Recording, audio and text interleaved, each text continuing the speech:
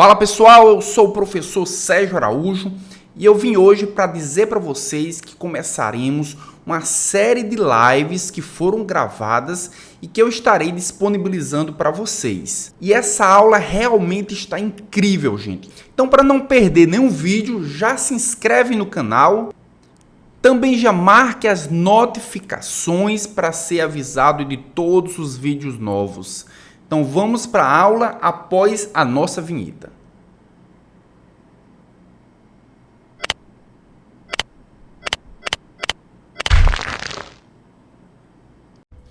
Ok, gente. Então a aula 15, ela tem esse codinome, né? Antiepilépticos, a procura do conhecimento.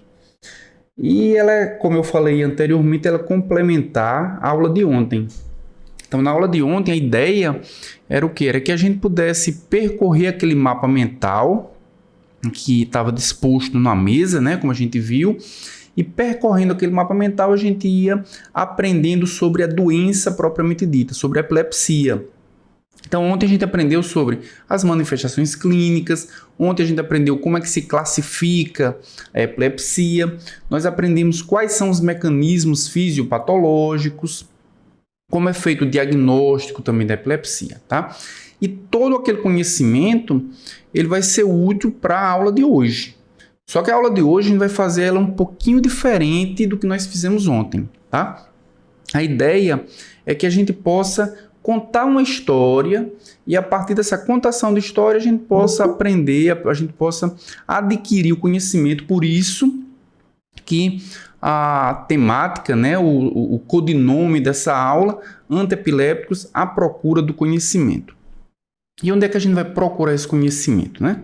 A gente vai procurar esse conhecimento, a gente vai colocar um livro virtual. Nesse livro virtual ele está dividido em capítulos.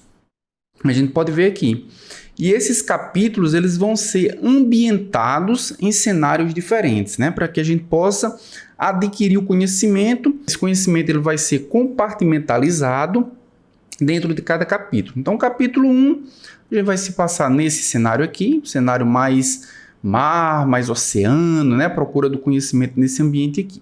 O capítulo 2, né, vai ser ambientado nesse cenário de floresta e o capítulo 3, um cenário mais de montanha, tá? Só para a gente poder fazer aquilo que eu havia comentado com vocês, uma aula mais imersiva, onde a gente possa participar da aula, mas interagindo de uma forma mais próxima, tá bom, gente? Então, a gente vai percorrer esses 3 capítulos, a procura do conhecimento dos antiepilépticos. E aí, como eu falei para vocês, o capítulo 1. Capítulo 1 a gente vai entender como é que é o caso. A gente vai sempre no início das nossas aulas, a gente tem um caso clínico, e não vai ser diferente nessa aula. Então, a gente vai entender como é o caso clínico que a gente vai acompanhar durante toda a aula. Sempre no início de cada capítulo vai ter um índice, né? Então, esse índice aqui do capítulo 1, nós vamos ver os objetivos de aprendizagem, o caso propriamente dito, né? Quais são as informações do caso clínico e também quais são as perguntas, quais são os questionamentos que a gente vai fazer para direcionar a busca do conhecimento sobre os antiepilépticos, tá bom? Então vamos começar com os objetivos. O que é que a gente pretende ao final dessa aula? O que é que a gente pretende aprender? Então, primeiro, o objetivo é relembrar os mecanismos de ação dos antiepilépticos. É claro que vocês, em algum momento do curso, vocês já ouviram falar de antiepilépticos, vocês já viram como é que eles funcionam, provavelmente vocês já viram, inclusive, que reações adversas ou que problemas os antiepilépticos têm. Mas aqui a nossa intenção é relembrar, é buscar esse conhecimento, dando um outro contexto, buscando o que a gente aprendeu na aula de ontem, juntando tudo para que a gente possa seguir em frente, tá bom? Objetivo número 2, analisar a importância dos parâmetros farmacocinéticos para o uso clínico dos antiepilépticos. Então vejam só, esse objetivo ele já tem uma conotação um pouquinho diferente, né? É analisar a importância. Então a gente já pode até conhecer os parâmetros farmacocinéticos, mas que importância eles têm? Como é que a gente pode utilizar essas informações para uma aplicação mais clínica dos antiepilépticos, tá? Então esse é o objetivo número 2. Objetivo número 3, discutir o algoritmo terapêutico. Provavelmente vocês já viram durante a primeira unidade, durante a segunda unidade, vários algoritmos terapêuticos. A gente vai continuar vendo algoritmos terapêuticos. E a ideia é o quê? É analisar de que forma. Por que no algoritmo a gente tem que tomar essa decisão nessa circunstância? Ou por que no algoritmo a gente tem que tomar a decisão nessa outra circunstância? Por que as circunstâncias elas são decisórias na hora da gente selecionar o melhor antiepiléptico para aquela condição? Então a gente vai discutir nesse nível, tá bom? E o nosso quarto objetivo é analisar os parâmetros de segurança dos antiepilépticos. Qualquer fármaco ele vai ter algumas virtudes, mas ele vai ter algumas desvantagens, né? Então esse quarto objetivo a gente vai analisar principalmente as desvantagens. Que cuidados a gente precisa ter ao usar os antiepilépticos em determinadas condições. Tá bom, gente? E aí, primeiro objetivo, a gente vai riscar porque ele já foi atingido. Aliás, o primeiro objetivo não. A primeira parte do capítulo 1, a gente vai riscar, que são os objetivos de aprendizagem, porque a gente já falou sobre eles. Agora a gente vai falar sobre o caso clínico propriamente dito. O caso clínico, gente, como eu falei na aula passada, ele sempre vai vir no início da aula. Por quê? Porque ele vai ser a problemática que a gente precisa entender para a partir de então a gente pensar no conteúdo. Por que o professor está falando isso e agora o professor está falando aquilo? Vamos buscar lá no caso clínico. Será que no caso clínico eu entendi tudo que eu preciso para que eu possa tratar um paciente semelhante? Então a ideia é que a gente possa fazer exatamente uma comparação. Então, nosso caso clínico é o seguinte: é uma mulher, né, ela tem essa sigla, né, o nome dela é LF, é uma criança de 4 anos de idade. Ela foi hospitalizada por queixa de dor epigástrica aguda e vômitos a 24 horas. Então, ela foi hospitalizada, não foi por nenhum problema de epilepsia. Foi por um problema no trato gastrointestinal. Ela estava vomitando muito, estava com a dor epigástrica muito grande e foi internada. Vamos entender o resto da história. Ela está em uso de valproato de sódio há 40 dias em razão de crises de ausência típica. A gente viu na aula passada o que significa essas crises de ausência. A gente viu que a crise de ausência é um tipo de epilepsia generalizada. E ela atinge um circuito, né, que eu vou relembrar mais à frente, que é um circuito bem específico, localizado no sistema nervoso central. E essa crise de ausência a gente viu também que ela é muito comum em crianças, né? Tem uma faixa etária bem estreita ali, onde ela é muito mais frequente do que nas outras faixas etárias. O que a gente não sabe é se o valproato de sódio ele é indicado para crianças. A gente não sabe se o valproato de sódio é indicado para crises de ausência, para tratar crises de ausência. A gente não sabe se o valproato provoca esses sintomas, ou seja, as reações adversas esses sintomas que o paciente está tendo são reações adversas do valproato. Isso a gente não sabe, isso a gente vai descobrir no decorrer da aula, tá bom?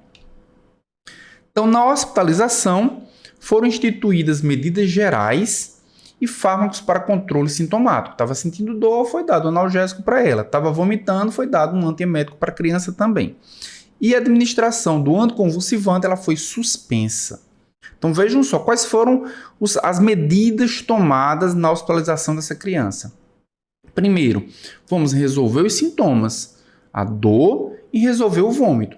E vamos retirar também o anticonvulsivante porque o médico desconfiava de que era exatamente o uso do anticonvulsivante que estava provocando esses sintomas na paciente. Vamos continuar aqui com o nosso caso clínico. Então, realizou-se um estudo ultrassonográfico do abdômen que revelou aumento difuso do pâncreas e discreto aumento do lobo hepático direito. Então, foi feito um exame de imagem e nesse exame de imagem foi verificado que o pâncreas dessa criança estava crescido e que o lobo direito do fígado também estava crescido. Ou seja, esses dois órgãos ele apresentavam um aumento anormal no tamanho deles. Além do exame de imagem, também foi feito alguns exames bioquímicos, que demonstraram alterações em algumas enzimas. Então, aqui está mostrando só os resultados que deram alterados. Então, a amilase sérica, o valor encontrado foi de 3.410 unidades internacionais por litro. Quando a gente olha para o valor de referência de 140 a 390, a gente observa que está elevadíssima as concentrações de amilase. E a amilase é uma enzima produzida onde? No pâncreas. O pâncreas estava crescido, a amilase estava em valores muito altos, indicando aí uma pancreatite. A criança estava com pancreatite. Uma outra enzima também produzida no pâncreas, a lipase, o valor encontrado foi de 507 unidades por litro e os valores de referência até 190 unidades por litro. Também valores bastante elevados. Ou seja, a criança de fato estava tendo uma pancreatite que suspeitava ser uma pancreatite medicamentosa causada pelo valproato. Foi medido o TGO e o TGO, o valor era de 24 unidades por litro e o valor de referência até 15 unidades internacionais por litro, que também estava elevado, indicando que a paciente apresentava alguma lesão hepática também. Então, os exames de imagem mostravam que essa criança tinha lesões em 2 órgãos importantes, o pâncreas e também o fígado, tinha uma sintomatologia típica de uma agressão no trato gastrointestinal e a criança também apresentava alteração nos exames bioquímicos, os marcadores bioquímicos para o fígado e para o pâncreas. Ou seja, foi comprovado que de fato ela tinha um problema gastrointestinal relacionado à agressão do pâncreas e do fígado, tá bom? Continuando aqui nossa história clínica, após 24 horas da retirada do valproato, lembrem-se que a primeira providência foi o quê? Retirar o valproato. Foi tratado sintomatologicamente, mas foi retirado o valproato também. Então, após 24 horas da retirada do valproato, uma nova dosagem sérica da amilase, essa enzima que tinha valores altíssimos, revelou-se queda de 50% do valor anterior. Ou seja, o valproato foi retirado, 24 horas depois, a amilase caiu 50%. Então, de fato, foi comprovado que a causa principal dessa agressão nesses 2 órgãos era por causa do valproato. Ela teve melhora clínica e a paciente recebeu alta após 8 dias de hospitalização. Ela ficou hospitalizada durante 8 dias, sem o valproato, e ela se recuperou, ela teve toda uma recuperação clínica e uma recuperação bioquímica também, tá? Mas a pergunta é, a criança usava valproato para tratar uma epilepsia do tipo crise de ausência. Será que ela podia ficar sem o valproato? Será que essa epilepsia é melhor tratada com o valproato? Será que existe alguma alternativa terapêutica que possa ajudar aí, substituir, por exemplo, o valproato, já que foi comprovado que o valproato estava extremamente agressivo para essa criança? Então, são vários questionamentos que a gente ainda não sabe e vamos entender na aula, tá bom? Então, a gente vai riscar aqui, caso clínico, já foi resolvido, né? Questionamentos, quais são as perguntas? Algumas delas eu, inclusive, já adiantei aqui, né? Mas, ó, o valproato é o antiepiléptico mais indicado para crise de ausência? Ela estava usando, né? A gente acredita que sim, mas a gente precisa ver o que é que a literatura diz sobre isso. O quadro clínico que a paciente apresentou pode ser em virtude do valproato? Eu fiz essa pergunta também. Será que ela apresentava toda essa intoxicação no pâncreas e no fígado? Isso pode ser resultado de uma ação do valproato? Que alternativas terapêuticas essa paciente tem além do valproato? Ela tem crise de ausência, estava utilizando, a gente não sabe nem se o valproato é melhor indicado para crise de ausência. Mas se for, está causando intoxicação, será que a gente tem como substituir? E a nossa quarta e última pergunta é quais outras reações adversas essa paciente pode ter potencialmente com o uso do valproato? Atribuindo que a reação é do valproato, já que foi comprovado. Retirou o valproato, ela melhorou. Então, além dessa intoxicação gastrointestinal, será que o valproato também potencialmente pode causar outras reações adversas? Tá? Então, a gente vai tentar elucidar essas 4 perguntas durante a aula de hoje, tá bom, gente? Então, fechamos aqui o primeiro capítulo, tá bom? Fechamos com questionamento. Agora a gente vai entrar no segundo capítulo, né, da nossa aula de hoje. E o segundo capítulo, ele vai tratar basicamente... Deixa eu passar aqui para a gente ver. Isso, o segundo capítulo vai se passar nessa ambientação, na floresta. É aqui onde a gente vai buscar o conhecimento e a gente vai atrás dos critérios de seleção. Quais são os critérios que a gente utiliza para selecionar o antiepiléptico? Então tem um índice também nesse capítulo, né? A gente vai falar da farmacodinâmica, que é um dos critérios utilizados para a gente selecionar o melhor antiepiléptico. Também os critérios baseados em parâmetros farmacocinéticos. A gente tem uma pergunta, a gente tem um objetivo, aliás, lá no começo, que é um objetivo que a gente vai tentar entender se parâmetros farmacocinéticos são parâmetros importantes para a gente selecionar o melhor antiepiléptico. A gente vai entender como se seleciona propriamente dito, quais são a junção, o conjunto de parâmetros, o conjunto de critérios utilizados para a seleção do antiepiléptico. E, finalmente, a gente vai tratar nesse capítulo do algoritmo terapêutico. Qual é a árvore de decisão? Por onde é que a gente vai ter que caminhar para decidir qual é o melhor antiepiléptico? Tá bom, gente? Então, a gente vai começar exatamente pela farmacodinâmica. E aqui nessa parte, né, do capítulo, a gente pode ver uma linha do tempo. Então, os antiepilépticos são fármacos bastante antigos, né? O primeiro antiepiléptico utilizado foi o brometo, ali por volta de 1857. Só que o brometo tinha tanta... ele era tão tóxico que ele parou de ser utilizado. Não valeria a pena, mesmo ele sendo eficiente, não valeria a pena pela sua toxicidade. E a gente pode ver pela linha do tempo que os antiepilépticos eles são divididos em gerações. A gente tem a primeira geração, alguns representantes, não são todos, tá, gente? Senão ia ficar muito cheio, muito poluído aqui o slide. A primeira geração nós temos representando aí o fenobarbital, a fenitoína e a etosuximida, né? São 3 antiepilépticos de primeira geração. Foram descobertos e foram utilizados na prática clínica aí nesse intervalo que vai de 1857 até 1958, todos os antiepilépticos que foram utilizados, que foram descobertos, que foram desenvolvidos nesse período, eles são considerados antiepilépticos de primeira geração. Os de segunda geração são aqueles que foram descobertos e desenvolvidos de 1960 até 1975. E alguns representantes a gente tem o clordiazepóxido, a carbamazepina e olha aqui o valproato, do nosso paciente, da paciente, né, da criança, do caso clínico. Né? Então ele é um antiepiléptico de segunda geração.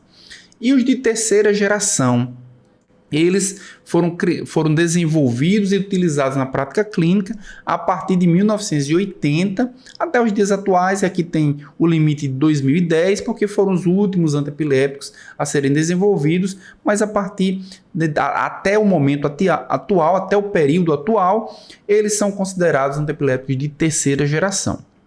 A gente tem aqui alguns exemplos: a vigabatrina, a lamotrigina, a gabapentina, topiramato e a pregabalina, todos eles são antiepilépticos de terceira geração, tá? E aí eu queria perguntar a vocês, deixa eu até mudar um pouco aqui a câmera. Queria perguntar a vocês, que diferenças vocês acham que tem um antiepiléptico de primeira, de segunda ou de terceira geração? Só mesmo a data em que ele foi descoberto, foi desenvolvido? Ou existe, por eles estarem agrupados em gerações, existem diferenças de importância clínica? Coloca aí no chat para mim. Ou abra o microfone se preferirem. Menos efeitos adversos. Ó. Sayuri já disse que menos efeitos adversos. Perfeito. Menos efeitos adversos. Por que será que ele produz menos efeitos adversos? Efeitos adversos também pensei assim. Mais específico. Olha aí. Mais específico. Então vejam só, gente, durante o desenvolvimento dos antiepilépticos, a gente vai ver que alguns antiepilépticos vão apresentar alvos farmacológicos considerados alvos gerais. O que significam alvos gerais? Alvos que possuem, que se apresentam, que estão em diversas células excitáveis. O neurônio é uma célula excitável. A gente viu que na aula passada, a gente viu que o problema da epilepsia é que existe uma despolarização excessiva e sincrônica em determinadas áreas do encéfalo. É por isso que o paciente tem toda a sintomatologia. O que os antiepilépticos vão ter que fazer é o quê? É barrar, é frear, é diminuir essa excitabilidade excessiva. E muitas outras células, além de neurônios, também têm mecanismos de excitação. O músculo, o coração. E quando a gente utiliza um antiepilético que vai ter um alvo muito geral, ele pode inibir também a excitabilidade de outras células além de neurônios. Então, a gente já fica com a dica aqui de que alguns antiepiléticos são menos seletivos, menos específicos, e por isso eles vão produzir mais em reações adversas, né? A gente vai entender um pouco melhor nos slides posteriores, tá bom, gente? Então, vejam só. Vou passar aqui. O que é que eu falei na aula passada? Na aula passada eu disse que o grande problema da epilepsia é que o equilíbrio entre os mecanismos excitatórios e os mecanismos inibitórios ele é quebrado. Os mecanismos excitatórios eles se sobrepõem aos inibitórios. Então, se a gente vai sempre ter vias inibitórias, a gente vai ter vias excitatórias. Só que na epilepsia vai predominar as vias excitatórias. Então, o que os antiepilépticos vão ter que fazer é justamente agir nessas duas vias. Ou eles vão diminuir a excitabilidade, eles vão agir nas vias excitatórias diminuindo os mecanismos excitatórios, ou eles vão aumentar os mecanismos inibitórios. Quais são os que agem na via excitatória? Quais são os que agem nas sinapses excitatórias? Então, a gente tem aqui alguns antiepilépticos que agem como? Bloqueando o canal de sódio. A gente não sabe que os canais de sódio são canais que veiculam o sódio para dentro do neurônio e é a partir da entrada do sódio, desse elétron, desse íon positivo, que vai fazer com que aquela célula produza um potencial de ação. Se a gente tem o bloqueio desse canal, o sódio não entra, a célula ela não se despolariza. Quem é que vai bloquear os canais de sódio? A gente tem aqui a fenitoína vai fazer isso, a carbamazepina vai fazer isso, o ácido valproico, a gente acabou de ver, né, que é o antiepiléptico que é utilizado no nosso caso clínico, o felbamato, a rufinamida, lamotrigina, e tem todos esses outros aqui, eu não vou citar todos eles, tá bom? Mas todos esses, ele tem um mecanismo em comum. Ele se liga no canal de sódio, ele bloqueia o canal de sódio, ele impede que o sódio entre, consequentemente ele impede que haja uma despolarização. Extremamente eficientes. Mas canal de sódio tem todo tipo de célula excitável. Então a gente já pode entender que esses, apesar de serem bastante eficientes, eles são, os alvos farmacológicos são alvos muito gerais. São alvos que vão agredir outros tecidos, outros órgãos, não vão agir apenas nos neurônios do sistema nervoso central, tá bom? O que mais aqui? Quais são outros alvos farmacológicos? A gente tem também os canais de cálcio. Então, quando o neurônio se despolariza, ele vai ter que liberar o neurotransmissor. E como é que ele libera o neurotransmissor? Ele abre os canais de cálcio. O cálcio, quando entra, ele vai promover a degranulação, vai promover a fusão dessa vesícula sináptica aqui com a membrana, na membrana do neurônio, para a liberação do neurotransmissor. O neurotransmissor que é excitatório, no caso aqui é o glutamato, tá bom? Essa via aqui é uma via excitatória. Então a gabapentina, pregabalina, ela já vai bloquear os canais de cálcio. Os canais de cálcio também são alvos bastante comuns em outras vias, em outros tecidos, em outras células excitáveis também. Então, assim como o sódio, quem inibe canais de cálcio vai ter alguns problemas também, certo? Só que quando a gente olha, por exemplo, para o levetiracetam, o que é que o levetiracetam vai fazer? Vai interagir com essa proteína, SV2A, uma proteína que fica localizada na vesícula sináptica. E qual é o papel dessa proteína? O papel dessa proteína é fazer com que essa vesícula sináptica se ligue com a membrana plasmática e haja uma fusão uma fusão de membranas, para que o neurotransmissor que estava armazenado na vesícula, ele seja liberado na fenda sináptica. Então, essa proteína não tem em qualquer lugar. Essa proteína vai ter em vesículas sinápticas de neurônios glutamatérgicos. Tá? Então, a gente já pode ver que existe uma especificidade muito grande aqui para o levetiracetam em comparação àqueles antiepiléticos que agem ou nos canais de sódio ou nos canais de cálcio. Tá bom? Então, isso aqui é o neurônio pré-sináptico. No neurônio pós-sináptico, na membrana pós-sináptica, a gente tem os receptores glutamatérgicos. O receptor NMDA, que promove a entrada de cálcio e de sódio em troca do potássio. Vai haver um bloqueio, senão mesmo que o neurotransmissor seja liberado, esse neurotransmissor não vai agir no neurônio pós-sináptico. Ou seja, a mensagem bioquímica, a mensagem química não vai ser passada para o neurônio seguinte. Então vai haver um freio na transmissão neuronal. Quem vai fazer isso? O felbomato. Ele vai bloquear esse tipo de receptor. E o topiramato? O topiramato também age no receptor pós-sináptico. Só que ele age no receptor pós-sináptico diferente, que é o AMPA. O AMPA promove a entrada, a saída de potássio e a entrada ou de sódio ou de cálcio. Veja que aqui entra os dois. Aqui entra um ou entra outro. De qualquer forma, é um mecanismo de despolarização do neurônio pós-sináptico. Tá certo? Então, o topiramato vai frear. Então, vejam que todos esses antiepilépticos, eles agem com o objetivo reduzir a atividade neuronal nas vias excitatórias, nas sinapses excitatórias. Tá bom, gente? Compreendido, pessoal? Alguma dúvida? A Sayuri está dizendo aqui, professor, o topiramato atua aí? Exatamente, o topiramato ele atua no receptor MPA. Então, ele impede que haja uma propagação do impulso nervoso a partir do neurônio pré-sináptico para o neurônio pós-sináptico. Isso mesmo. Alguma dúvida, gente? Tranquilo até agora? Algum esclarecimento necessário? Não, né? Então vamos lá. Vamos entrar agora na via inibitória, na sinapse inibitória. Então, se um dos mecanismos, uma das estratégias é diminuir a atividade neuronal na sinapse excitatória, uma outra estratégia é aumentar a atividade inibitória. A gente precisa voltar ao equilíbrio. Está desequilibrado, a sinapse excitatória está muito ativa, a sinapse inibitória está pouco ativa. O que a gente precisa agora é diminuir a excitatória e aumentar a inibitória. Como é que a gente vai aumentar a atividade inibitória?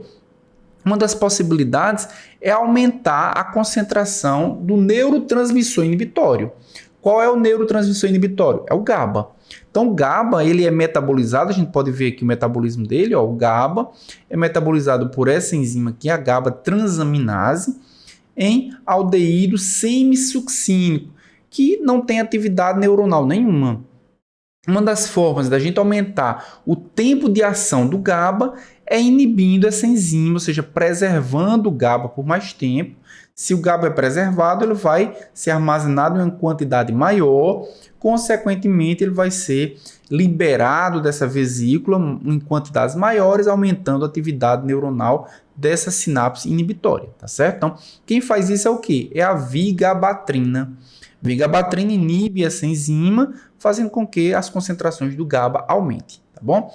Uma outra possibilidade é o que a tiagabina faz.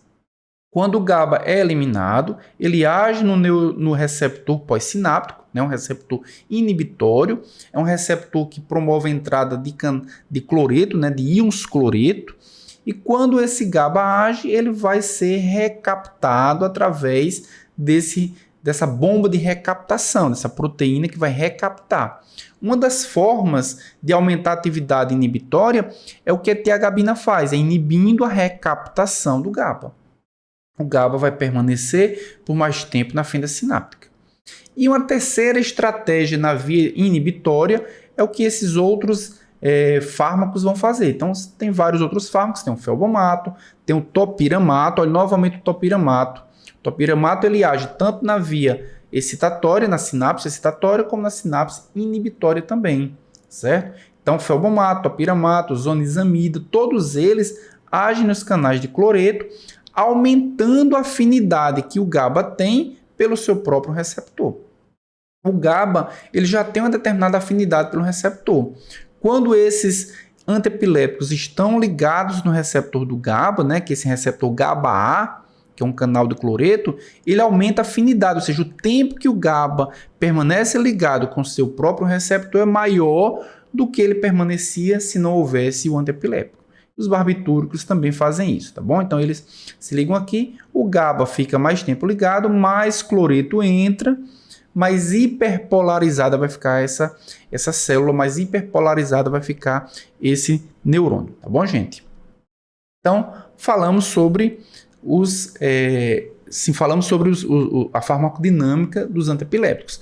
Para finalizar essa primeira parte, né, da farmacodinâmica, né, desse capítulo 2 aqui, a gente tem aqui uma tabela mostrando os antiepilépticos por geração e mostrando os principais mecanismos de ação. O que é que a gente pode observar aqui? Os antiepilépticos de primeira geração, é o caso do fenobarbital e da fenitoína, são de primeira geração. Qual é a principal característica desses antiepilépticos?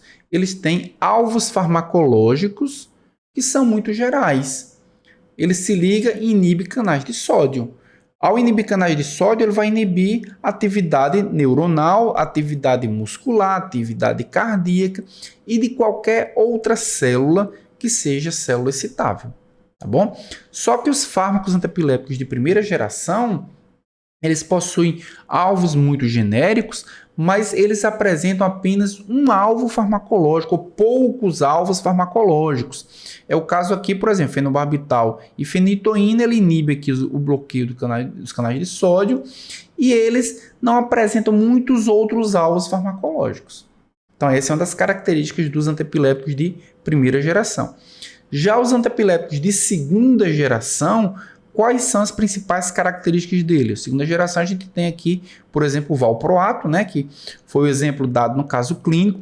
Ele também inibe os canais de sódio, ele inibe os canais de cálcio, ele potencializa o GABA, né? Mas o que a gente observa com os antiepilépticos de segunda geração, de uma forma geral, a gente também não pode dizer que todos eles vão ter essas mesmas características, mas de uma forma geral, esses antiepilépticos eles apresentam também alvos farmacológicos muito gerais, mas ao mesmo tempo eles apresentam muitos alvos farmacológicos. Ao contrário dos de primeira geração, onde eles apresentam um ou poucos alvos farmacológicos, apesar de gerais, são poucos alvos, os de segunda geração eles apresentam alvos genéricos, mas apresentam muitos alvos farmacológicos. E os de terceira geração? Terceira geração a gente tem vários aqui, ó. Tem a lamotrigina, tem o felbamato, tem o topiramato, que também apresentam alvos farmacológicos gerais, mas eles já são mais específicos. Eles inibem, por exemplo, a anidrase carbônica, né, que é um alvo farmacológico bem específico, ou eles amplificam a corrente H+. Então, são alvos farmacológicos que são específicos para o neurônio ou para determinados circuitos neuronais, fazendo com que eles produzam menos reações adversas. Então, eles apresentam muitos alvos, mas vários desses alvos farmacológicos eles são mais específicos do que os de segunda e do que os de primeira geração. E aí a gente já pode, pensando na farmacodinâmica, a gente já pode começar a entender por que alguns fármacos antiepilépticos são melhor indicados para determinado tipo de epilepsia. Então, por exemplo, quando a gente pensa na crise focal, na epilepsia do tipo focal, qual a principal característica da epilepsia do tipo focal? É quando um grupo de neurônios se despolariza e esse grupo de neurônios ele fica restrito a apenas um hemisfério. Então, quando esse grupo de neurônios se despolariza e ele fica restrito a um hemisfério, a nossa pretensão é que essa despolarização não saia daquele circuito. Ou seja, a principal preocupação é que não haja uma propagação do impulso nervoso para outras áreas. Então, qual é o mecanismo mais indicado, né, o mecanismo de ação mais indicado para os antiepilépticos que vão ser utilizados para tratar crises focais? Intensificar a inibição. Por que intensificar a inibição? Porque quando você intensifica a inibição, você impede a propagação do impulso nervoso e esse é o principal objetivo nas crises focais. Então, quando a gente olha para essa imagem aqui, a gente pode ver, ó, nós temos o foco da convulsão, foco da epilepsia. O que nós pretendemos é o quê? É inibir essa transmissão neuronal, que ela saia daqui e ela vá para o outro hemisfério, por exemplo. Essa é a nossa preocupação. Então, utilizar fármacos que diminuam, que intensifiquem a inibição, que haja na sinapse inibitória, é mais apropriado para tratar as crises focais. É o caso, por exemplo, dos barbitúricos, é o caso, por exemplo, dos benzodiazepínicos, que agem nos canais de cloreto, que agem nos canais de GABA. Então, eles aumentam a atividade do GABA, aumentam a afinidade do GABA por esse receptor, tá bom? E quando a gente pensa na crise de ausência, crise de ausência é uma crise generalizada, né? É um tipo de epilepsia generalizada. Quando a gente pensa na crise de ausência, o principal mecanismo pretendido são fármacos que impedem o ciclo tálamo-cortical sincrônico. Lembram daquele ciclo tálamo-cortical sincrônico, formado por 3 neurônios? Esse neurônio GABAérgico ele se despolariza de forma excessiva, produzindo GABA. O GABA vai inibir a atividade do neurônio talâmico reticular. Sem atividade, esse neurônio talâmico não consegue despolarizar o neurônio relé. E aí o paciente tem o quê? Lapsos de consciência. Ele perde toda a interação que ele tem com outras pessoas e também com o próprio meio. Então, os fármacos que vão ser úteis para tratar crises de ausência é o nosso caso clínico de uma crise de ausência. Ele precisa agir nesse circuito. Para agir nesse circuito, ele vai ter como alvo terapêutico, como alvo farmacológico, esse canal de cálcio aqui, ó. Canais de cálcio do tipo T. É um canal de cálcio que é específico para o circuito tálamo-cortical. Não é um canal de cálcio que vai ter no músculo, não é um canal de cálcio que vai ter no coração, não é um canal de cálcio que vai ter nos vasos sanguíneos, é um canal de cálcio que vai ter no circuito tálamo-cortical. Então ele é bastante específico. Os fármacos que conseguem inibir esse canal de cálcio, eles vão ser úteis para impedir toda a ativação desse circuito tálamo-cortical. Tá certo? E quem é que age nesse circuito? Olha aqui o ácido valproico, gente, o valproato. O valproato, ele é útil para crise de ausência. Ele é útil para crise de ausência por quê? Porque ele se liga nesse alvo farmacológico, impedindo a ativação desse circuito tálamo-cortical. Mas além do ácido valproico, além do valproato, quem mais age aqui? Ó? É tosuximida. Então, a paciente, no nosso caso clínico, ela estava utilizando o valproato, que é útil para crise de ausência, mas que estava sendo extremamente tóxico para ela. Uma alternativa mais segura do que o ácido valproico seria a etosuximida. Então, uma possibilidade, já que ela estava sem tratamento, uma possibilidade seria a substituição do ácido valproico pela etosuximida para tratar a crise de ausência da paciente. Tá bom, gente? Então, podemos riscar a farmacodinâmica, né? Compreendido, gente? Tranquilo até agora? Alguma dúvida sobre a farmacodinâmica dos antiepiléticos? Então a gente vai falar agora da farmacocinética.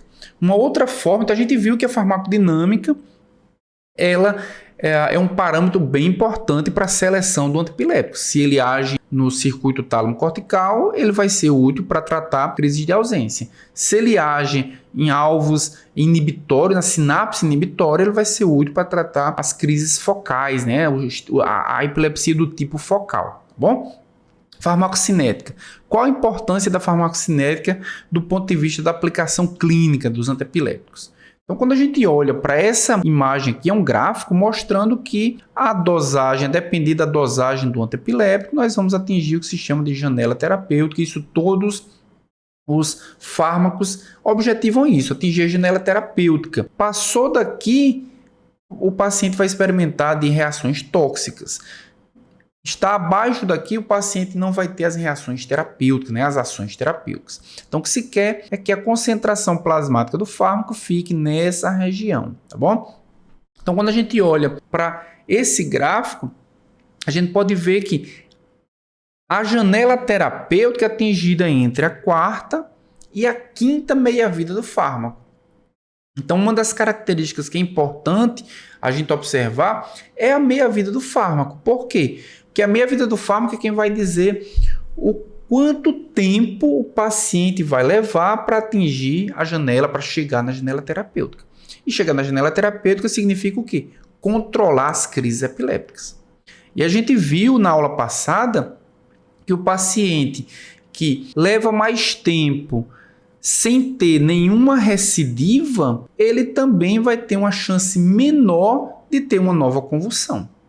Então, se ele for bem tratado, se o tratamento for eficaz, esse paciente ele vai ter chances menores de ter novas crises epilépticas, tá bom? E aí, os antiepiléticos eles têm também janelas terapêuticas estreitas, ou seja, são fármacos que há necessidade de um cuidado extremo para que ele não fique nem acima e nem abaixo dessa janela terapêutica, da concentração, nem a concentração máxima, nem abaixo da concentração mínima. Tá bom, gente? Então a gente pode comparar aqui, né? Eu trouxe duas tabelas comparando os antiepiléticos de primeira e de segunda geração, né? Que são esses dessa tabela aqui, e os antiepiléticos de terceira geração. E aí nós temos, de um lado, o nome do fármaco, né? A molécula, e do outro lado, na outra coluna, a gente tem a concentração sérica capaz de inibir as crises epilépticas. A concentração sérica que é pretendida, que é a janela terapêutica. Quando nós observamos e comparamos, nós observamos o seguinte, que na média, é claro que vai existir exceções, mas na média, a concentração sérica dos antiepiléticos de primeira e de segunda geração, ela é relativamente maior do que os de terceira geração. E por que é maior? Lembre-se sempre, a gente tem alvos gerais ou alvos mais específicos. Quanto mais geral for o alvo, mais ligado em outros locais diferentes daqueles pretendidos, o fármaco vai estar ligado. Então, o fármaco antiepilético de primeira e de segunda geração, ele vai atingir o alvo pretendido, que é o neurônio, mas ele vai atingir outros alvos que não são neurônios. Então, a concentração sérica para atingir o resultado pretendido precisa ser maior para que ele possa se distribuir e conseguir o resultado que se pretende, o objetivo que se pretende, que é o controle das convulsões. Já os antiepiléticos de terceira geração, eles apresentam alvos mais seletivos, mais específicos. Então, a concentração, na sua média, na grande maioria das vezes, são concentrações menores. Então, uma das características que a gente pode observar é a concentração dos antiepiléticos. Quando a gente observa e a gente vai fazer algumas comparações entre os antiepiléticos de primeira e de segunda com os de terceira, né, que são os mais modernos, são os que apresentam menores reações adversas, são os que apresentam menor potencial de interação medicamentosa também. Quando a gente olha para essa tabelinha, a gente tem várias informações e aqui a gente tem alguns problemas com o que foi chamado, né, o livro chamou de antiepiléticos tradicionais. O que são os antiepiléticos tradicionais? São os de primeira e de segunda geração. Quais são os problemas? O primeiro é o quê? Pobre solubilidade em água. E quando a gente olha para aqui, a gente tem, obviamente, a gente tem o fenobarbital, que tem 100% de absorção, tem o ácido valproico, que também tem 100% de absorção, mas esses antiepiléticos de primeira ou segunda geração são exceções. Na grande maioria, a biodisponibilidade desses fármacos ela é reduzida. Existe uma diminuição dessa absorção, o que dificulta a previsibilidade da ação. Se você tem uma diminuição na absorção, prever a ação daquele fármaco e controlar o nível para que ele chegue na janela terapêutica é muito mais difícil, né? Um outro problema também é elevada ligação às proteínas. Com exceção do fenobarbital, que tem 50%, todos os outros chegam a 85% a 95% de ligação às proteínas. E ligar às proteínas significa que existe uma dependência muito grande das proteínas, ou seja, se o paciente tiver algum problema hepático na produção das proteínas plasmáticas, esse paciente vai ter a sua fração livre maior e isso vai produzir mais reações adversas. Se o paciente estiver administrando o antiepilético com outros fármacos que vão competir pelo mesmo local da proteína, ele também vai aumentar a fração livre e, consequentemente, vai também aumentar o risco de reações adversas.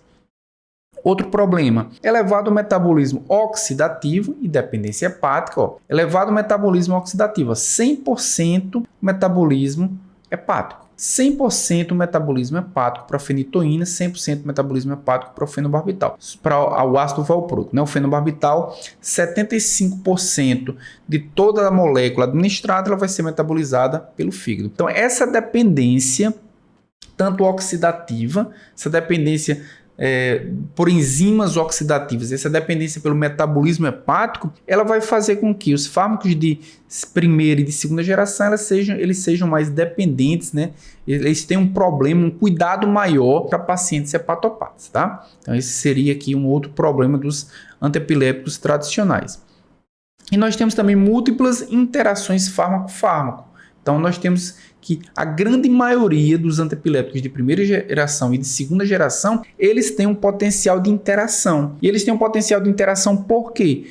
Porque eles são indutores enzimáticos. Então, ser indutor enzimático vai fazer com que outro fármaco tenha uma chance maior de ser metabolizado mais rapidamente na presença desse fármaco. Certo? E aqui nós temos o tempo de meia-vida também. A gente pode ver que eles têm tempo de meia-vida. A gente vai comparar, obviamente, com os de terceira geração, mas são tempos de meia-vida relativamente maiores. E a gente viu que leva de 4 a 5 tempos de meia-vida para atingir a janela terapêutica. Se os fármacos antiepilépticos de primeira e segunda geração têm tempos de meia-vida maiores, vai levar mais tempo para atingir a janela terapêutica e, consequentemente, o tratamento ele pode ser comprometido. Né? Comparando os mesmos parâmetros farmacocinéticos dos antiepilépticos de terceira geração. Quais são as potenciais vantagens?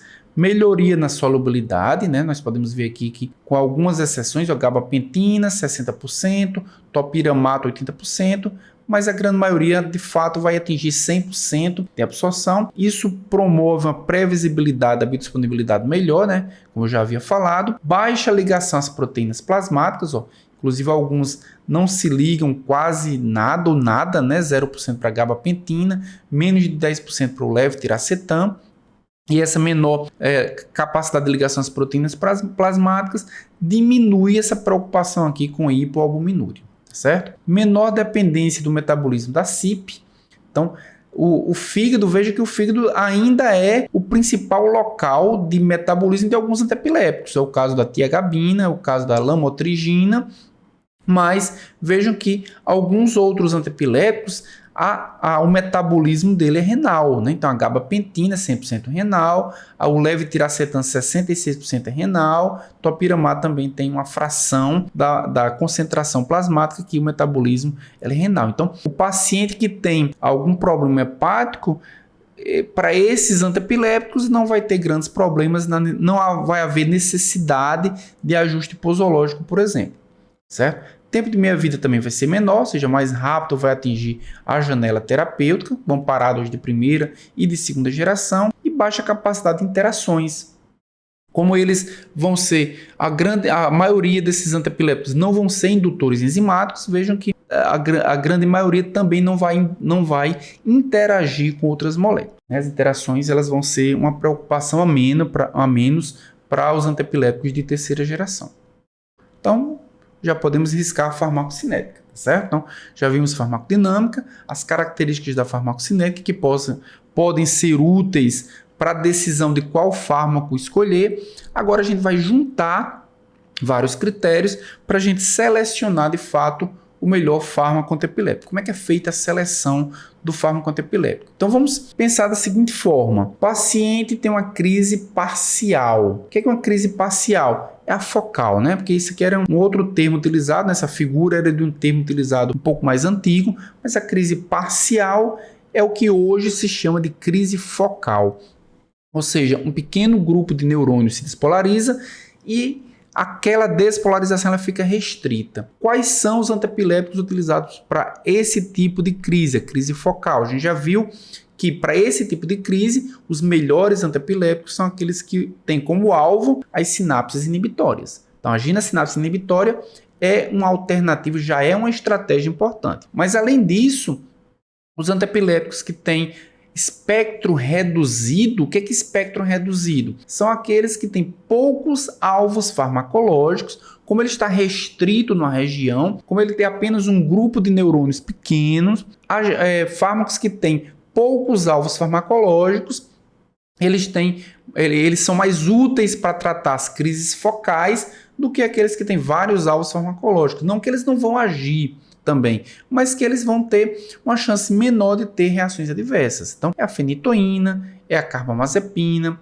é a oxcarbazepina, é a pregabalina e também a tiagabina. Todos esses têm espectro estreito, já tem poucos alvos farmacológicos. Já as crises generalizadas, para que eles não atinjam os dois hemisférios, né, para que eles não se disseminem por todo o encéfalo, os fármacos indicados para tratar as crises generalizadas são aqueles que apresentam espectro amplo. É o caso do valproato, da lamotrigina, topiramato, levotiracetam. E no caso das crises de ausência, sempre lembrar, a especificidade das crises de ausência são aqueles que agem no circuito tálamo-cortical, é o caso da etoxoximida e é o caso também do valproato, inibindo aqueles canais de cálcio do tipo T. Bom, o que mais a gente pode ver? Então a gente pode, olhando aqui para esse esquema, a gente pode ver que crises focais, né, elas podem ser diversos tipos, simples, complexas, secundariamente generalizadas. Isso é resumidamente aquela classificação que a gente viu. Qual é o principal fármaco que vai agir nas crises focais? São aqueles que apresentam espectro estreito. Então, independentemente do tipo de crise, todos eles vão ter essa característica, né, que vão ter espectro estreito, vão ter poucos alvos farmacológicos. Já os que vão agir nas crises generalizadas, a principal característica é o quê? Espectro amplo, vários alvos. Mas vocês vejam que para crise generalizada existe algumas especificidades, que isso é utilizado no algoritmo.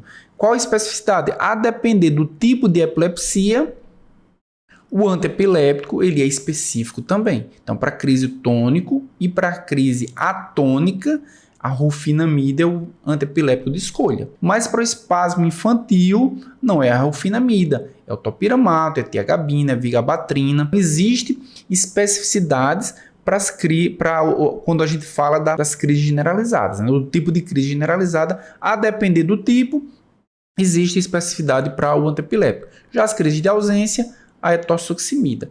Existem aqueles antiepiléticos que agem ou podem ser úteis tanto para as crises generalizadas como para as crises focais. A gente tem alguns aqui, ó, valproato, a lamotrigina, o topiramato. E se vocês olharem no mecanismo de ação, são fármacos que agem tanto nas sinapses excitatórias como nas sinapses inibitórias. Então, esses fármacos, por agirem nas duas sinapses, contribuírem para os dois mecanismos, eles podem agir tanto nas crises generalizadas como nas crises focais também. Certo, gente? Então, a gente pode voltar para aquela nossa linha do tempo, né? Para a gente poder... A gente está falando de seleção. Então, como é que é feita a seleção? Vai depender se a crise é focal, vai depender se a crise é generalizada. Para crises generalizadas existe especificidade da molécula. Para crises focais, principalmente se atribui como principais critérios agir nas sinapses inibitórias e ter poucos alvos farmacológicos, ou seja, tem um espectro estreito. Mas como é que isso vai ser colocado diante de uma linha do tempo? Como é que isso vai ser colocado diante da decisão de como esses fármacos vão ser utilizados? Então a gente aprendeu o seguinte, na aula passada, paciente ou indivíduo, ainda não é um paciente, né? Um indivíduo, ele teve a primeira crise epiléptica, a primeira crise convulsiva. Isso ainda não vai ser considerado epilepsia. Mas se ele tiver a segunda, e se essa segunda crise ela tiver um intervalo superior a 24 horas, aí sim ele passa a ser um paciente. É um paciente com epilepsia, e aí ele começa, de fato, o tratamento. E esse tratamento começa com um fármaco antiepilético escolhido baseado em quê? Nesses critérios que a gente acabou de falar. Se for uma crise focal, tem uns critérios, se for uma crise generalizada, tem outros critérios, e vai depender também da especificidade do alvo farmacológico. Mas ele vai sempre ter um fármaco antiepilético escolhido especificamente para o tipo de crise epiléptica a ser diagnosticado. Só que vamos imaginar o seguinte, esse paciente, mesmo em tratamento, ele teve uma terceira crise epiléptica. Ele teve uma terceira crise, então significa que esse fármaco escolhido, ele não está conseguindo controlar a epilepsia desse paciente. O que é que se faz? Primeira providência é aumentar a dose do antiepiléptico. Então, aumenta o mesmo antiepilético se, a gente vai ver mais adiante o protocolo, né, o algoritmo, mas se ele não tiver reações adversas que sejam comprometedoras, ele vai aumentar a dose do antiepilético. Imaginemos que ele continua tendo crise. Depois de algum tempo, ele teve uma nova crise, mesmo com essa dose maior. O que se faz? Substitui o antiepilético por um outro que tem um mecanismo diferente. Porque pode ser que o mecanismo de ação não seja suficiente para controlar a despolarização daquele neurônio.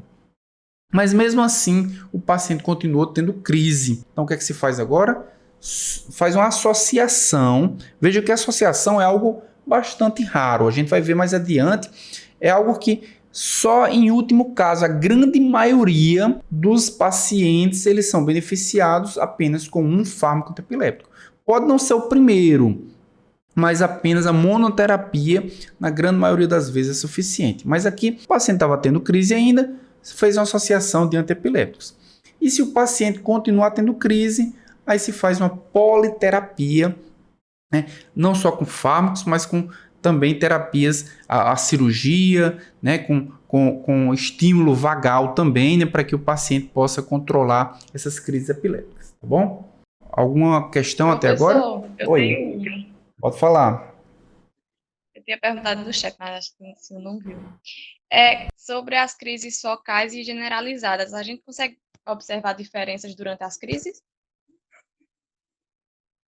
A crise focal é como eu falei na aula passada. A crise focal ela apresenta uma sintomatologia específica da região atingida. Por exemplo, o paciente apresenta uma área atingida que é uma área autonômica. Ele vai ter suores, ele vai ter nurese, ele vai ter uma série de sintomas que vão ser típicos da excitação daquela área específica. Ou o paciente teve uma área auditiva, que é a área atingida, a área na qual houve a despolarização. Então ele vai ter também alucinações auditivas, zumbidos. Se for área visual, vai ter também alucinações visuais e assim por diante. Então a crise focal ela vai ter uma sintomatologia muito mais complexa, porque vai depender de qual é a área atingida. Mas se a crise for generalizada, ela geralmente vai ter ou comprometimento motor, e aí o paciente vai ter crises tônicas, ou só clônicas, ou seja, vai ter só contração muscular, ou vai ter abalos musculares, ou vai ter as duas coisas, né?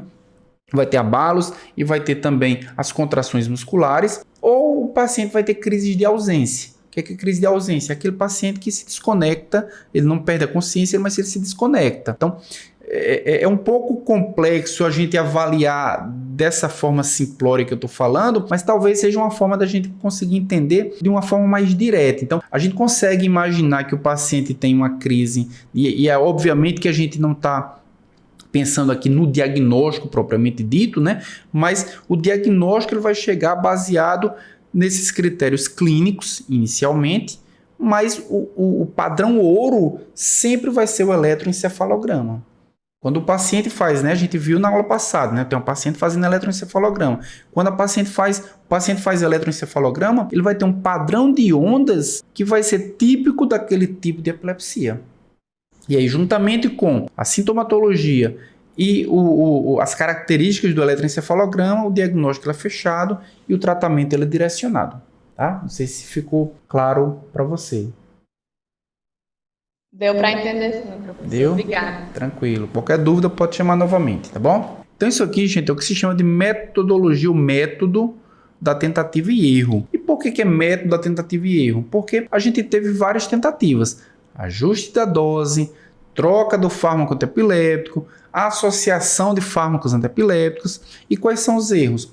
O paciente continuou tendo crises recorrentes ou a possibilidade de reações adversas.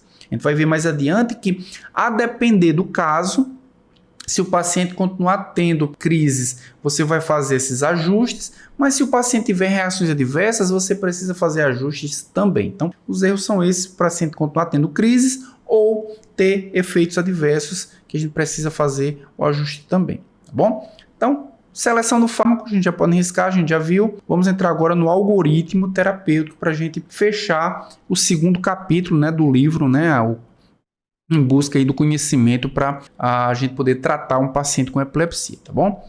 Então, como é que é feito, como é que é utilizado, como é que a gente interpreta o algoritmo? A gente pode ver aqui o seguinte, ó. O paciente foi diagnosticado com epilepsia. Como é que ele vai ser diagnosticado com epilepsia? Os sintomas, a gente já viu que a parte clínica e também o eletroencefalograma vai ser importante, tá certo?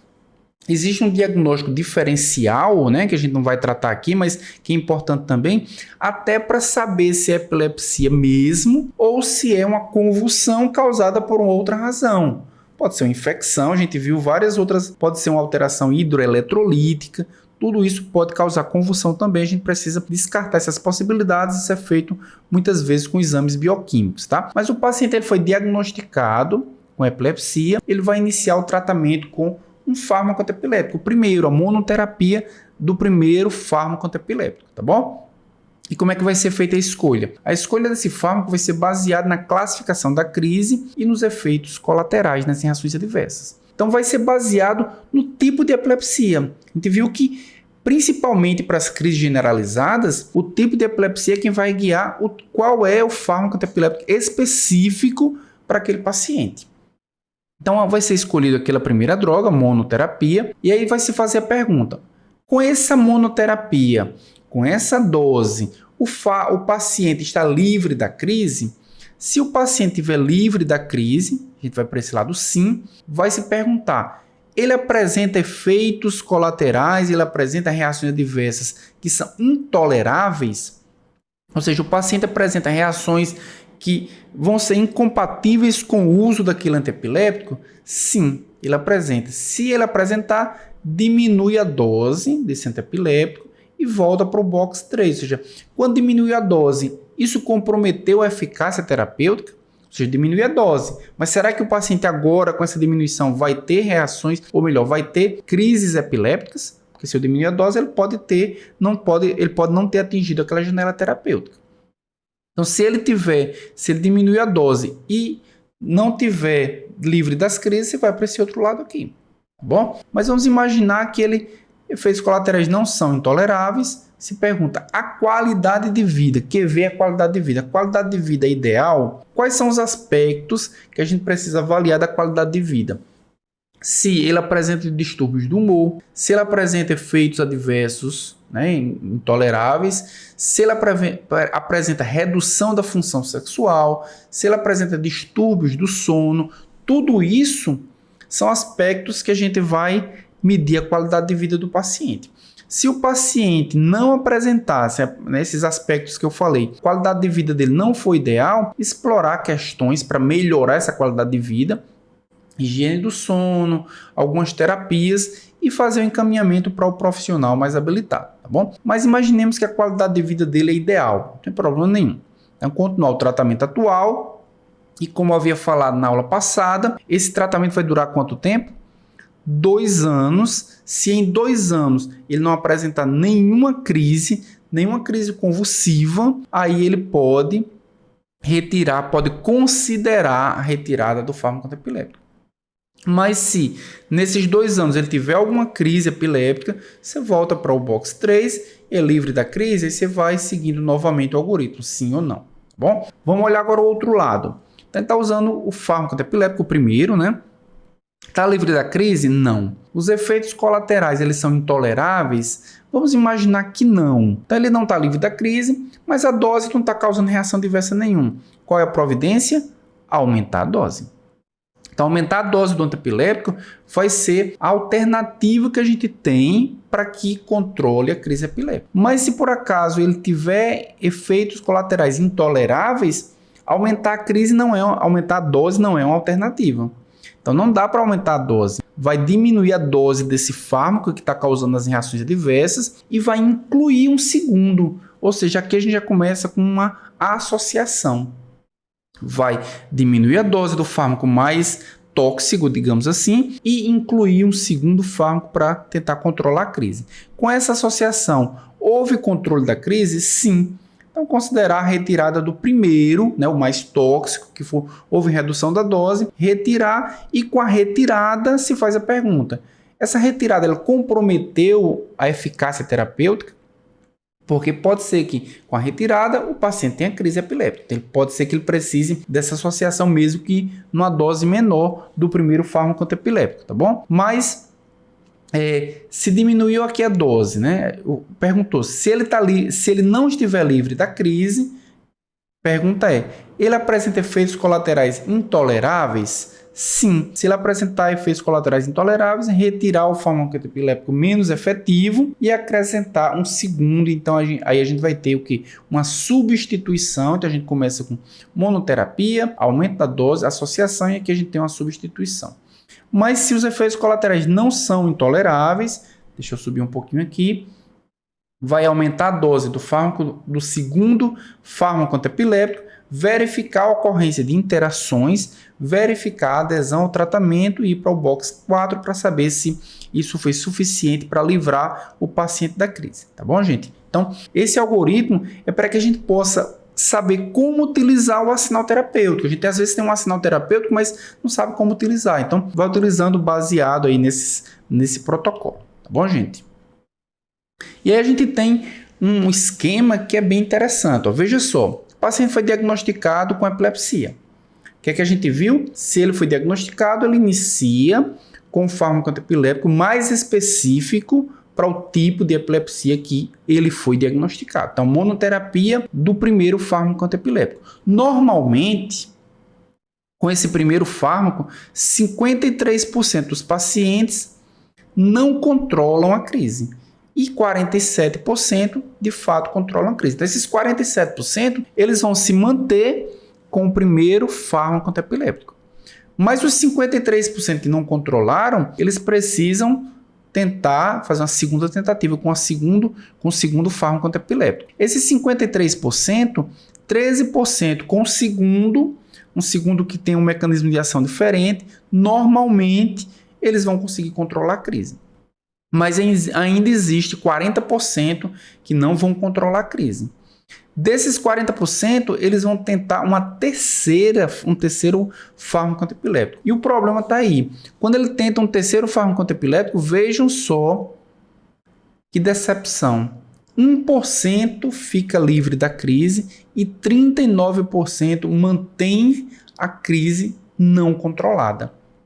Por isso que tentar vários fármacos antiepilépticos como monoterapia, ele vai chegar num limite normalmente da segunda, porque a terceira, muito provavelmente, ele não vai ter uma eficácia tão grande quanto as demais. E aí, nós temos a terapia adjuvante, que vai tentar controlar a crise, aí controla no máximo 3%, né, dos pacientes, mas a gente tem aproximadamente 36% dos pacientes com epilepsia que eles são refratários. Então, muitas vezes o paciente tenta com a primeira, tenta com a segunda, aumenta a dose, faz associação, mas não consegue controlar. Esses pacientes, em torno aí de um terço, né, são refratários ao tratamento com antiepilépticos, tá bom? Lembrando que aqui a gente tenta não só substituir, né, monoterapia de primeira, a gente só passa para monoterapia de segunda quando a gente aumenta a dose e chega na dose máxima. Monoterapia de segunda só passa para monoterapia de terceira também quando chega na dose máxima. Não dá para você substituir se a dose ainda é uma dose, obviamente uma dose que não cause reações adversas, a dose máxima tolerada, como está dizendo aí.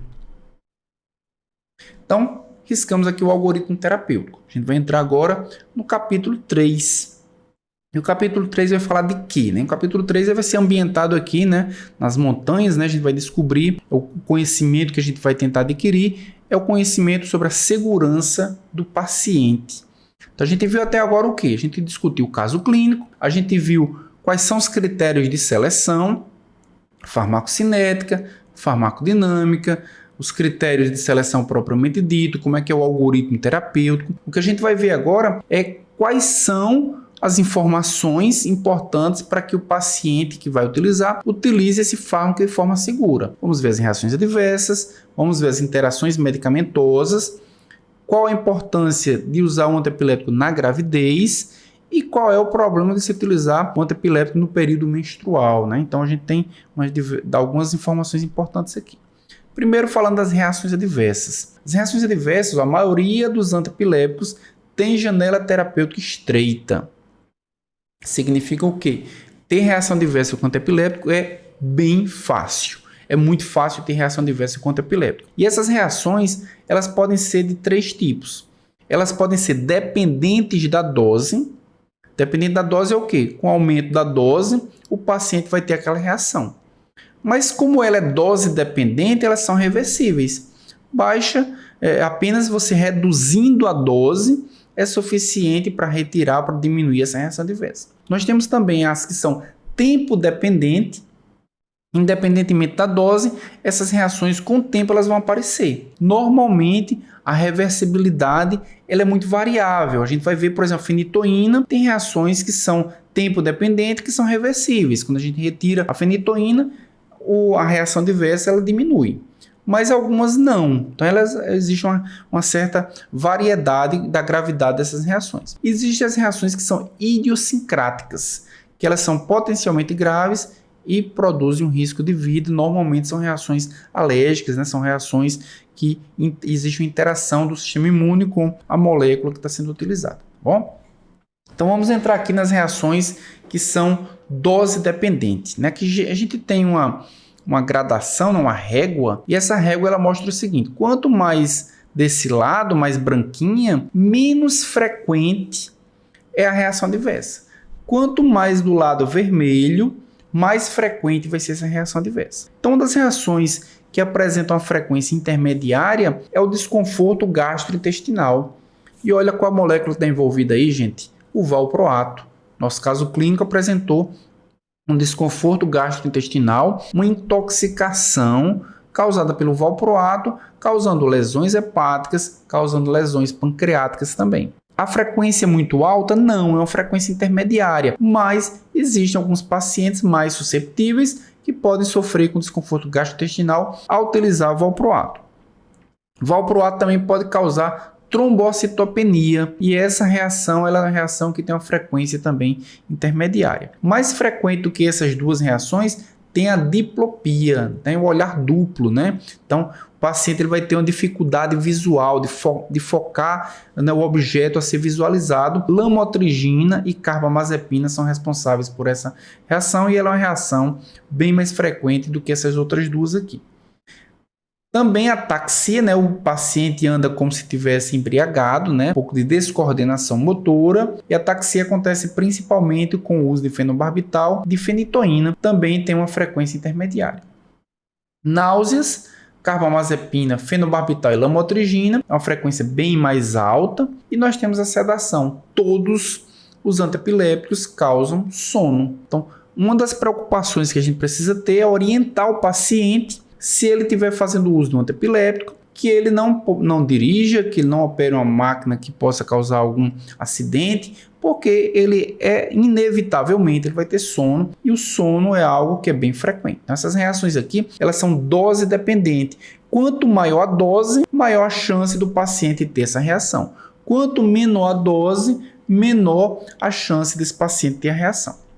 Eu trouxe aqui um exemplo que é da fenitoína. Então, quando o paciente vai fazendo uso da fenitoína, aqui a gente tem a dose, aqui a gente tem a concentração plasmática. Então, o paciente vai fazendo uso da fenitoína, vejam que o crescimento da concentração plasmática ela é linear à dose. Mas vai chegar a um determinado momento, onde vai haver uma saturação proteica, que o aumento da dose vai ser desproporcional à concentração sérica. Então, aumentou um pouquinho a dose, mas vejam quanto aumentou aqui a concentração sérica. Então, quando a gente olha para esse gráfico aqui, para as reações que são dose dependente da fenitoína, a depender de qual a concentração atingida, esse paciente vai ter uma reação adversa diferente. Por exemplo, quando a concentração sérica estiver entre 15 e 20 microgramas por ml, ele vai ter uma ação anticonvulsivante, mais uma reação adversa, que é a fadiga, tá certo? Se a concentração for de 20 a 30 microgramas, veja que até aqui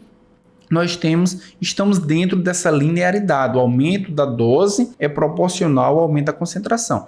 Quando o paciente atinge essa concentração dentro daquela faixa terapêutica, né, sempre lembrando isso, o paciente vai experimentar de nistagmo.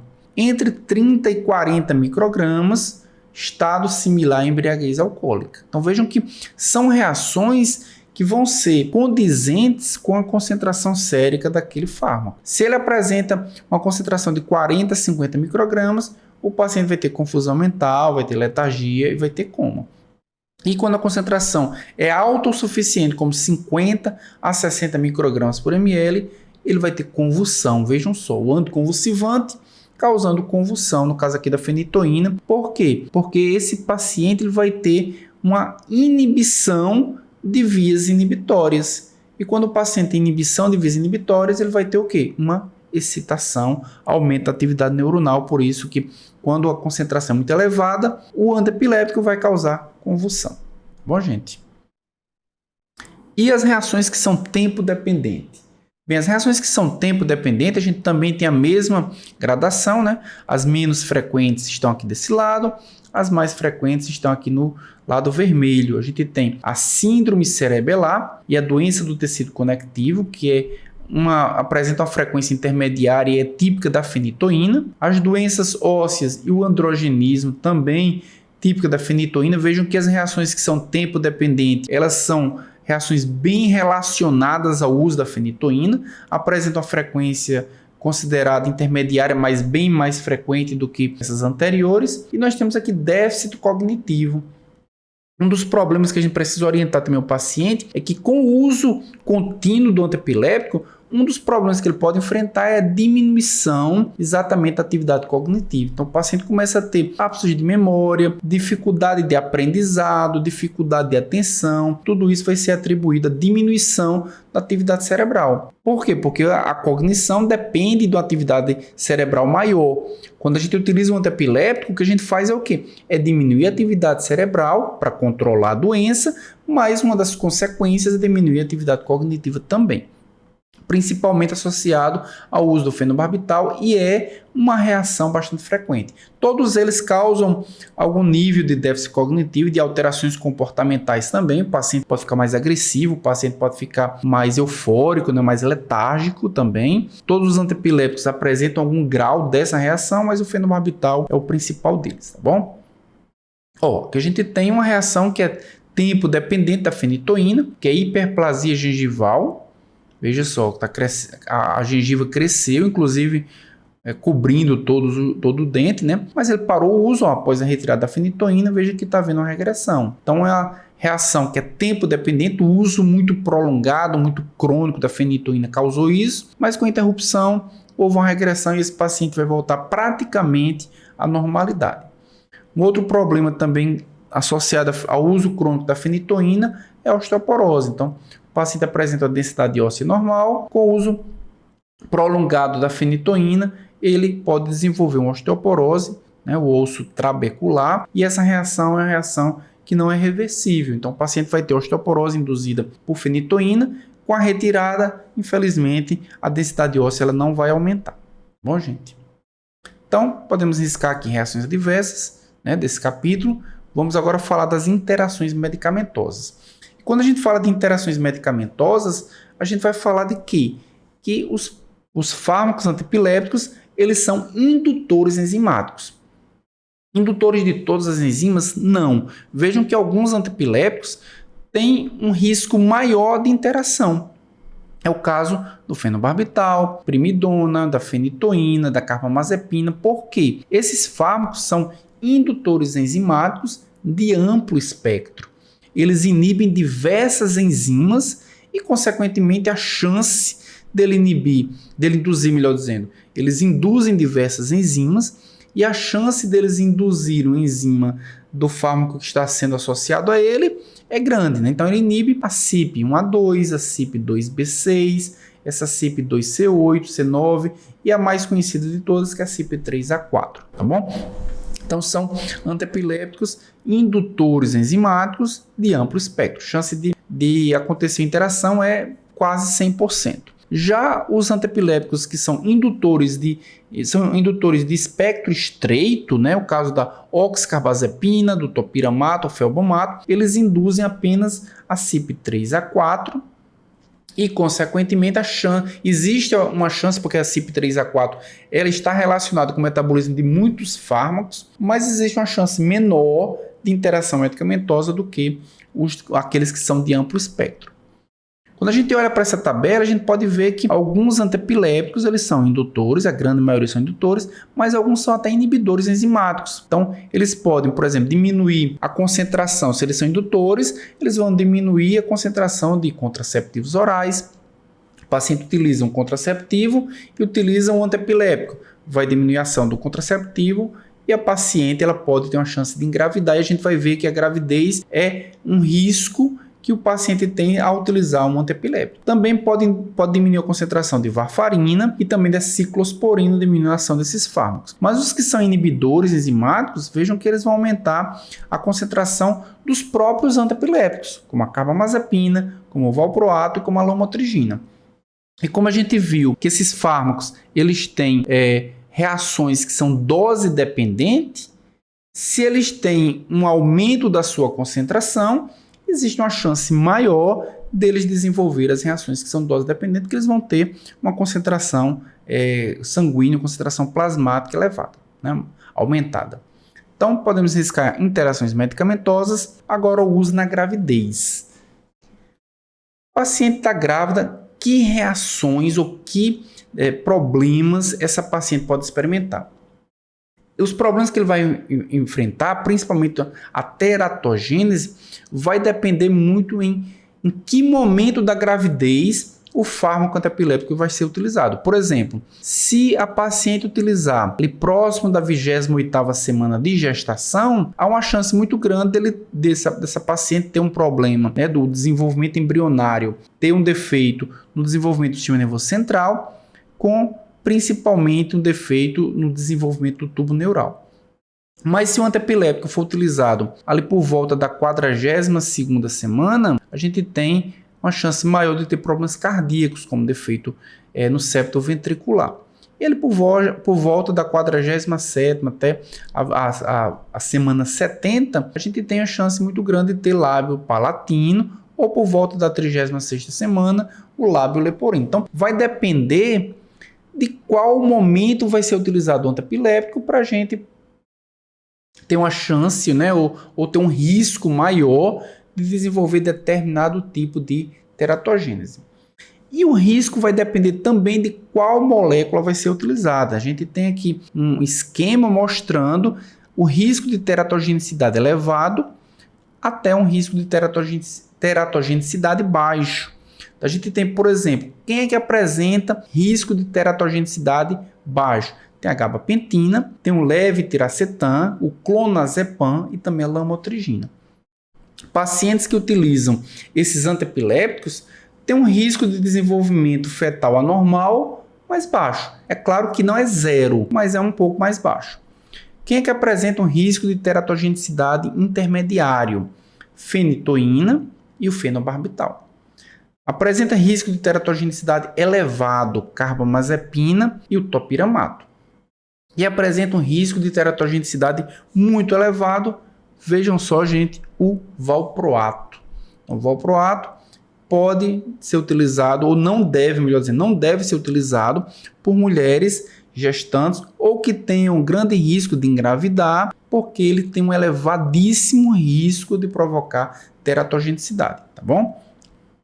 Então, como é que a gente deve se comportar com relação a isso? Como é que a gente deve orientar a paciente? Se a paciente apresenta uma gravidez que está sendo planejada, ela pretende engravidar, ela deve utilizar a monoterapia de maior segurança. E aí é claro que, dependendo do tipo de crise que a paciente tem, vai utilizar a monoterapia mais seletiva para o tipo de crise epiléptica, mas que também tenha maior segurança para o desenvolvimento fetal.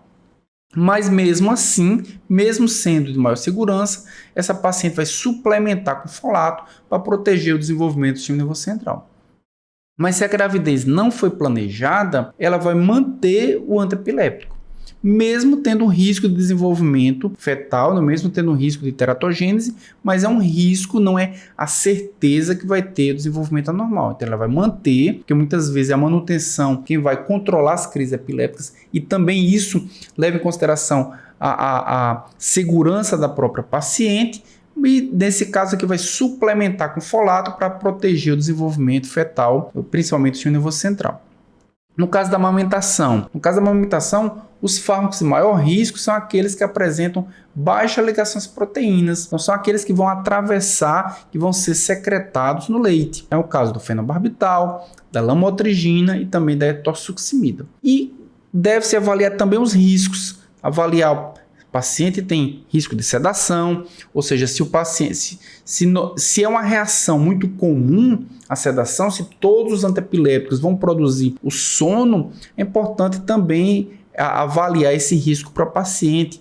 Risco também de irritabilidade e geralmente está associado aí o fenobarbital e também os benzodiazepínicos, certo, gente? Então podemos riscar gravidez e uso no período menstrual. Então vejam só, gente, se a gente olhar esse esquema aqui, a gente pode ver o seguinte: nós temos aqui a concentração sérica de progesterona, a concentração sérica de estradiol e que a gente tem o período menstrual. E a gente já conhece esse período menstrual, né? A gente tem aqui o aumento do estradiol, aqui por volta da metade do ciclo, que é exatamente esse aumento do estradiol que provoca a ovulação. Esse estradiol vai diminuir. No momento da ovulação, a progesterona tem níveis baixos, a progesterona vai aumentar para que haja o crescimento, a manutenção, né, do endométrio, para, se houver uma provável fertilização, esse endométrio possa, esse feto, né, esse embrião desenvolvido, ele possa se desenvolver no endométrio, tá certo? Então, isso aqui é o que a gente conhece do período menstrual. O que a gente vai ver de diferente nessa imagem aqui é que existe uma chance muito grande aqui no período periovulatório do paciente ter um tipo específico de epilepsia chamado de epilepsia catamenial. Então existe sempre aqui no período periovulatório, próximo da ovulação, as pacientes mulheres têm a chance de desenvolver um tipo de convulsão que é a convulsão a convulsão catamenial. Isso acontece por quê? Isso acontece porque normalmente a paciente tem essa flutuação hormonal, aumento de estradiol e diminuição da progesterona. Então vamos tentar entender um pouquinho esse mecanismo aqui. Aumenta a probabilidade de convulsão durante a menstruação e durante a ovulação. Então pacientes que têm algum tipo de epilepsia, durante a ovulação ela tem uma chance maior de ter uma crise epilética, por isso o controle precisa ser mais rígido. Como é que isso acontece? Então a gente pode ver aqui o metabolismo da progesterona, medroxprogesterona produz a pregnenolona e essa pregnenolona vai produzir esse intermediário aqui, allopregnenolona. O que é que a allopregnenolona vai fazer? Ela vai se ligar ao receptor GABAérgico e vai agir similarmente a um antiepiléptico. Vai induzir ou vai aumentar a afinidade desse receptor GABAérgico pelo próprio GABA, aumentando a entrada de cloreto. Então entra cloreto e esse cloreto vai produzir uma inibição tônica, né? Então se o paciente tem níveis elevados de progesterona, está mantendo sob controle aquele risco que a paciente vai ter de ter uma convulsão. Mas se por acaso, quando a paciente tem níveis baixos de progesterona, que é naquele período periovulatório, né? Naquele período periovulatório a mulher tem o quê? Altos níveis de estradiol e diminuição da progesterona. Nesse período, sem a progesterona, há um risco de epilepsia, porque justamente é a progesterona que vai induzir melhor esses receptores que são os receptores GABAérgicos. Tá bom, gente? Então, o uso de progesterona vai reduzir o risco de convulsão. E a gente pode arriscar nosso último tópico, né, para a gente poder finalizar nossa aula. Então, a gente dividiu essa aula nesses 3 capítulos, né, principalmente falando um pouco do caso clínico. Depois falamos sobre os critérios de seleção. E agora falamos sobre a segurança do paciente. A gente pode aqui finalizar nossa aula com as referências bibliográficas, né?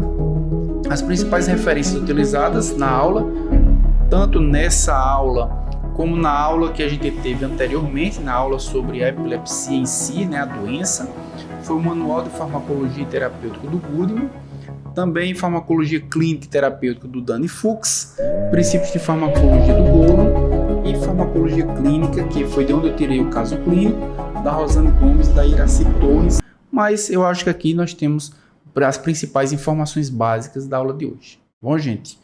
E aí a gente pode fechar nosso livro, né? A gente já tem o nosso conhecimento sobre os antiepiléticos. E aí a gente finaliza a aula de hoje. Se vocês tiverem alguma pergunta,